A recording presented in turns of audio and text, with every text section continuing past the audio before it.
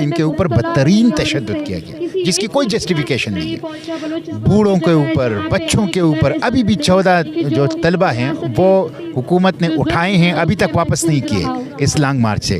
تو یہ قابل مذمت ہیں. یہاں پہ آپ کو خوف نہیں ہے کہ آپ پہ بھی حملہ ہو سکتا ہے؟ میں ہمیشہ سے مظلوم کا ساتھ کھڑا رہا ہوں، میں ہمیشہ سے ظالم کو ظالم کہتا رہا ہوں اور یہ کہتا رہوں گا. یہی میرا مشن ہے، یہی مجھے اپنی پارٹی نے سکھایا. سر میں ان کی اسپیچز بھی سن رہا ہوں، ان کی لینگویج ایسی ہے مجھے سمجھ نہیں آ رہی، مگر ان کا درد جو ہے میرے دل تک بھی پہنچ رہا ہے. تو آخر ان کے درد کا مداوع کون کرے گا؟ جس گھر میں کوئی 14 سال سے لاپتہ ہے وہاں تو صبح و شام ماتم ہے، وہاں تو لوگ جو ہے وہ شاید کھانا بھی صحیح طریقے سے نہ کھا سکتے. السلام علیکم ناظرین، آپ دیکھ رہے ہیں پبلک پوائنٹ اور میں ہوں آپ کا میزبان سیف ملک. ناظرین، جیسا کہ آپ کو پتہ ہے کہ بلوچ کے کچھ خاندانوں کے سربراہوں کو اور کچھ نوجوانوں کو وہاں سے گمشدہ کیا گیا، اپنی فیملی سے دور کیا گیا اور جبری انہیں جو ہے غائب کر دیا گیا، نہ ان کا پتہ ہے اور ان کی فیملیز اتنا پریشان ہیں.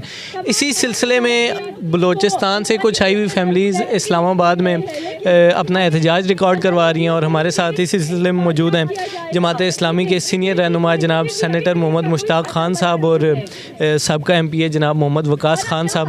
ان دونوں شخصیات سے ہم بات کریں گے. سر فرسٹ آف آل تو آپ یہ بتائیے گا کہ یہ جو جبری ان پر ظلم ہو رہا ہے اور غائب کیا جا رہا ہے اور یہاں پہ بھی یہ لوگ جب آئے ہوئے ہیں تو ان پر تشدد کیا جا رہا ہے ٹھنڈا پانی ٹھنڈی راتوں میں، کیا کہنا چاہیں گے آپ اس بارے میں؟ دیکھیں، یہ جو لوگ مطالبات لے کے آئے ہیں تو یہ اس بات کا ثبوت ہے کہ بلوچستان میں ان کی آواز نہیں سنی گئی. وہاں پہ انہوں نے دھرنا دیا تربت میں، تو یہ اپنی آواز سنانے اور اسلام آباد کو اپنی فریاد سنانے کے لیے یہاں پہ آئے ہیں کہ ہمارا جو درد ہے، ہماری جو فریاد ہے وہ سنیں. لیکن بدقسمتی یہ ہے کہ چاہیے تو یہ تھا کہ حکومت وہاں تربت میں ہی ان کا مسئلہ حل کرتی، لیکن جب یہ یہاں آئے تو کم از کم ان کو ویلکم کرتے. یہ اور کیا چاہتے تھے؟ یہ صرف یہی چاہتے تھے کہ ہم پریس کلب کے سامنے جا کے بیٹھنا چاہتے ہیں اور احتجاج کرنا چاہتے ہیں، لیکن ان کو موقع نہیں دیا گیا بیٹھنے کے. الٹا ان کے اوپر بدترین تشدد کیا گیا جس کی کوئی جسٹیفیکیشن نہیں ہے. بوڑھوں کے اوپر، بچوں کے اوپر. ابھی بھی 14 جو طلبہ ہیں وہ حکومت نے اٹھائے ہیں، ابھی تک واپس نہیں کیے اس لانگ مارچ سے. تو یہ قابل مذمت ہیں. جو لوگ یہ کام کر رہے ہیں وہ آگ سے کھیل رہے ہیں، وہ پاکستان کے جغرافیے سے کھیل رہے ہیں، وہ پاکستان سے مخلص نہیں ہیں. اور یہ جو تشدد ہے اس کی شدید الفاظ میں مذمت کرتا ہوں اور میں مطالبہ کرتا ہوں کہ ان کے جو مطالبات ہیں بالکل جائز ہیں، قانونی ہیں، دستوری ہیں، ان کو پورا کیا جائے. سر میں ان کی اسپیچز بھی سن رہا ہوں، ان کی لینگویج ایسی ہے مجھے سمجھ نہیں آ رہی، مگر ان کا درد جو ہے میرے دل تک بھی پہنچ رہا ہے. تو آخر ان کے درد کا مداوع کون کرے گا؟ ان کے درد کا مداوع حکومتوں کو کرنا چاہیے، پارلیمنٹ کو کرنا چاہیے، سپریم کورٹ آف پاکستان کو کرنا چاہیے، ریاستی اداروں کو کرنا چاہیے. لیکن ان سب نے ان کا درد کا مداوع نہیں. آپ دیکھیں 14 سال سے غائب ہیں، 15 سال سے غائب ہیں. یہ تو 14-15 سال سے سو گئے. ماتم ہے گھروں میں، روز مرتے ہیں، روز جیتے ہیں. ان ماؤں کا کیا حال ہے، ان بچوں کا کیا حال ہے. تو یہ بالکل ظلم ہے. اور اس میں سے بعض اوقات جو لوگ سرفس ہو جاتے ہیں، سامنے آ جاتے ہیں، ان کو یہ ماورائے عدالت قتل کر لیتے ہیں. جیسے بالاج بلوچ کا بھی ہوا اور اس کا سیشن جج کے حکم پر CTD کے خلاف FIR قتل کی درج ہوئی. تو یہ ایک بہت بڑا ظلم ہے اور یہ ایک تھپڑ ہے پارلیمنٹ کے منہ پر، عدالت کے چہرے کے اوپر اور حکومت کے چہرے کے اوپر. اور یہ قتل عام ہے بشری حقوق کا، اس کی کوئی گنجائش نہیں ہے. 14, 10, 15, 5 سال تک لوگوں کو غائب کرنا اور پھر جب وہ سرفس ہو جائیں تو ان کو ماورائے عدالت قتل کرنا، یہ دہشت گردی ہے. سر اب جماعت اسلامی اس پہ کیا سٹینڈ لینے جا رہی ہے؟ اور آپ کو بھی ہم دیکھ رہے ہیں کہ شدید ٹھنڈ میں آپ پہلے بھی آتے رہے اور آج بھی ہم آپ آئے تو ملے. کیا یہ تو انسانیت کا ایشو ہے. میں تو کہتا ہوں تمام سیاسی جماعتیں ہر قسم کی سیاسی تفریق سے بالا تر ہو کر، ہر قسم کی وابستگیوں سے بالا تر ہو کر انسانیت کے ناطے سے ان کے ساتھ تعاون کریں، ان کے ساتھ بیٹھیں. تو میرا تو 6 سال سے میں سویلین سپریمیسی کے لیے، فنڈامنٹل رائٹس کے لیے، ہیومن رائٹس کے لیے، رول آف لاء کے لیے پارلیمنٹ میں لڑ رہا ہوں. جو نان الیکٹڈ فورسز ہیں، جو کہ ایکسٹرا جوڈیشل کلنگ کرتے ہیں، جو کہ جبری گمشدگیاں کرتے ہیں، ان کے خلاف میں بول رہا ہوں. گزشتہ 6 سال سے میں نے یہ کیا ہے. میں مظلوم کے ساتھ ہوں، ظالم جو بھی ہے اس کے خلاف ہوں اور میں نے ہمیشہ سے اس کے خلاف آواز اٹھائی ہے. تو میں ان کے ساتھ ہوں. ان کے بالکل جائز مطالبات ہیں. یہ درد کے مارے ہیں، یہ تکلیف کے مارے ہیں، یہ مظلوم ہیں. اور پورے پاکستان کو ان کی آواز بننی چاہیے. اور جن لوگوں کے ہاتھ میں اختیار ہے, جن کے ہاتھ میں اختیار ہے, خواہ حکومت میں یا ریاست میں, تاکہ عوام ان کو مجبور کریں کہ وہ اس ظلم سے باز آ جائیں اور ان مظلوموں کی دادرسی کریں. سر اگر ابھی بھی لاسٹ میرا آپ سے کوشچن ہے, ابھی بھی ان کے ساتھ کوئی اچھا معاملہ نہیں کیا جاتا تو ان کا یہ احتجاج آگے کس لیول تک جائے؟ دیکھیں, یہ تو اچھا سلوک تو انہوں نے ابھی تک نہیں کیا ہے.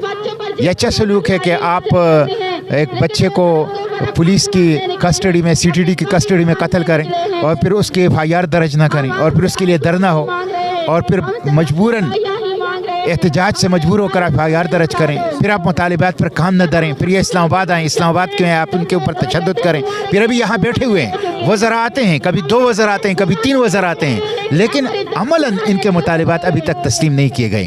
تو اگر ان کے مطالبات تسلیم نہیں کیے جاتے اور اس میں تاخیر کی جاتی ہے تو آپشن یہی احتجاج کا ہے, عوام کو ایجوکیٹ کرنے کا, عوام کو شعور دینے کا.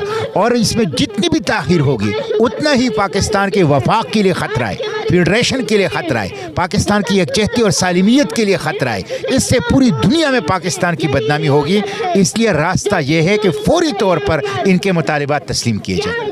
پروفیسر صاحب آپ بتائیے گا, جو ان پر ظلم کیا جا رہا ہے اور جبر کیا جا رہا ہے, اس بارے میں آپ کیا کہیں گے؟ دیکھیں جی, ہمارا تو وہی موقف ہے. میں تو سب سے پہلے بہت دکھ کا اظہار کر رہا ہوں, افسوس کا اظہار کر رہا ہوں یہاں آ کر, اور میں خراج تحسین پیش کرتا ہوں مشتاق خان صاحب کو کہ ہمارے پورے پولیٹیکل سینیریو میں یہ واحد سیاستدان ہے جو بالکل ڈٹ کر کھڑا ہے اس سے اور بلا خوف و خطر کھڑا ہے. اور آج ہم ان کے ساتھ یکجہتی کے لیے آئے ہیں اور اپنے بلوچ بہن بھائیوں کو بھی یہ پیغام دیتے ہیں کہ وہ تنہا نہیں ہیں, اور حکومت کو, ریاست کو, عدلیہ کو یہ پیغام دیتے ہیں کہ اگر ان میں سے کوئی مجرم ہے تو عدالتیں ہیں, انہیں عدالتوں میں لے کے آؤ, انہیں سزا دو. لیکن یہ کوئی قانون نہیں ہے کہ 14 سال سے لوگ لاپتہ ہیں.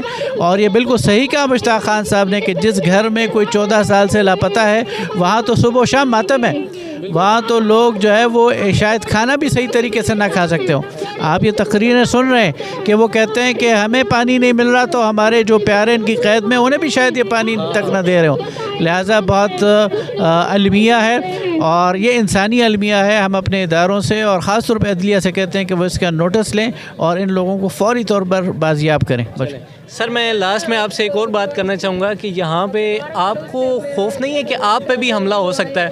دیکھیں, خوف کی وجہ سے ہی تو بشری حقوق قتل ہوتے ہیں. جب لوگوں کے اندر خوف آ جاتا ہے, جب لوگوں کے اندر ڈر آ جاتا ہے, جب لوگ اپنی ضمیر کی آواز پر لبیک نہیں کہتے, جب لوگ ظالم کو ظالم نہیں کہتے, جب لوگ مظلوم کی آہ نہیں سنتے, تو اس کے نتیجے میں پھر ریاستیں نہیں چلتی, پھر ملک سروائیول نہیں کرتے. تو مجھے کوئی خوف نہیں ہے اور میں ہمیشہ سے مظلوم کا ساتھ کھڑا رہا ہوں. میں ہمیشہ سے ظالم کو ظالم کہتا رہا ہوں اور یہ کہتا رہوں گا. یہی میرا مشن ہے, یہی مجھے اپنی پارٹی نے سکھایا. اور میں پروفیسر وقاص صاحب کا بھی بہت مشکور ہوں کہ یہ واقعہ سے آج آئے ہیں, میرے ساتھ بیٹھے ہوئے ہیں, مظلوم بلوچوں کے ساتھ بیٹھے ہوئے ہیں, پاکستان کے بیٹیوں کے ساتھ, پاکستان کے بیٹوں کے ساتھ بیٹھے ہوئے ہیں, بلوچستان کے مظلوم بزرگوں کے ساتھ پروفیسر وقاص بیٹھے ہوئے ہیں. یہ ان کا جذبہ ہے کہ یہ آئے ہیں اور میں ان کو بھی شاباش دیتا ہوں اور ان کا شکریہ بھی ادا کرتا ہوں. بہت شکریہ سر. تو ناظرین, بلوچیوں کے ساتھ آپ اظہار یکجہتی کریں, اس ویڈیو کو زیادہ سے زیادہ شیئر کریں, ہمارے فیس بک پیج کو لائک کر دیں, ہمارے یوٹیوب چینل کو سبسکرائب کر دیں. دیکھتے رہیں پبلک پوائنٹ. انشاءاللہ ملتا ہے نیکسٹ ویڈیو میں, تب تک کے لیے اللہ حافظ.